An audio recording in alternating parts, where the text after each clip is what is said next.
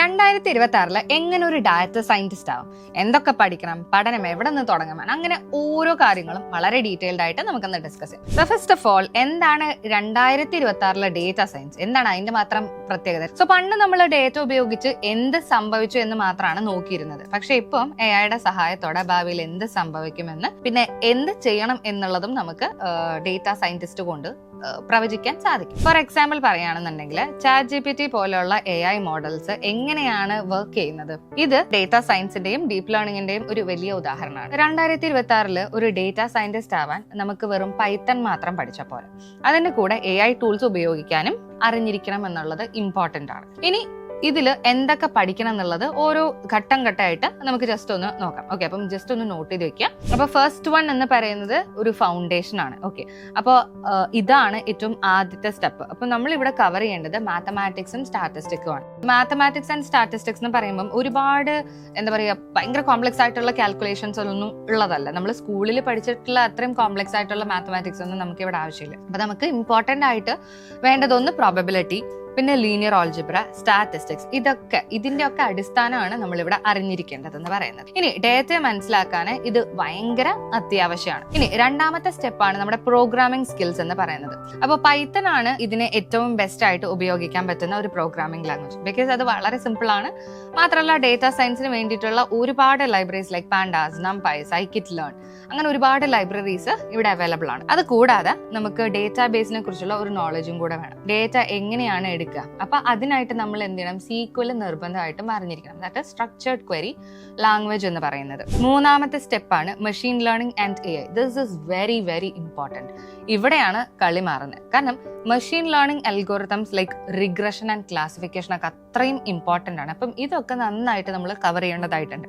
2026 ഏറ്റവും ഡിമാൻഡ് ഉള്ള ഒന്നാണ് ഡീപ് ലേണിംഗ്, ജനറേറ്റീവ് AI, ഇതൊക്കെ. അപ്പോൾ AI മോഡലുകൾ എങ്ങനെ നിർമ്മിക്കാമെന്നും അതിനെയൊക്കെ എങ്ങനെ ട്രെയിൻ ചെയ്യിക്കാം എന്നുള്ളതാണ് നമ്മളിവിടെ പഠിച്ചെടുക്കേണ്ട കാര്യം എന്ന് പറയുന്നത്. നാലാമതായിട്ട് നമുക്ക് ഏറ്റവും ഇമ്പോർട്ടന്റ് ആയിട്ട് വേണ്ട മറ്റൊന്നാണ് വിഷ്വലൈസേഷൻ ആൻഡ് ദെൻ ടൂൾസ് എന്ന് പറയുന്നത്.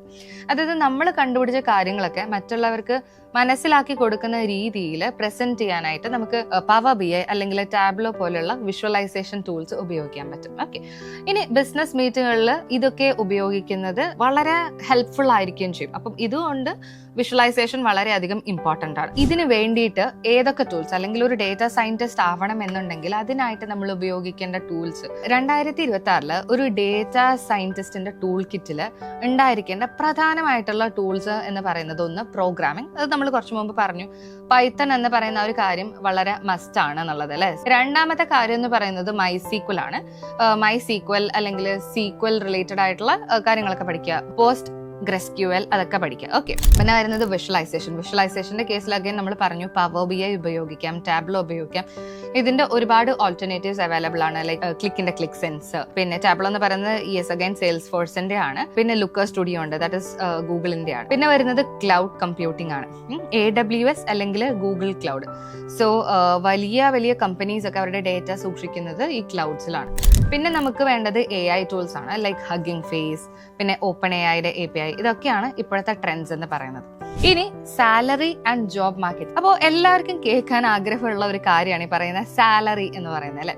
അപ്പൊ ഇന്ത്യയിൽ ഒരു ഫ്രഷർ ആയിട്ടുള്ള ഡേറ്റ സയന്റിസ്റ്റിന് കിട്ടുന്ന ഒരു ആവറേജ് സാലറി എന്ന് പറയുന്നത് ഏകദേശം ഒരു 6 lakhs to 10 lakhs വരെയാണ്.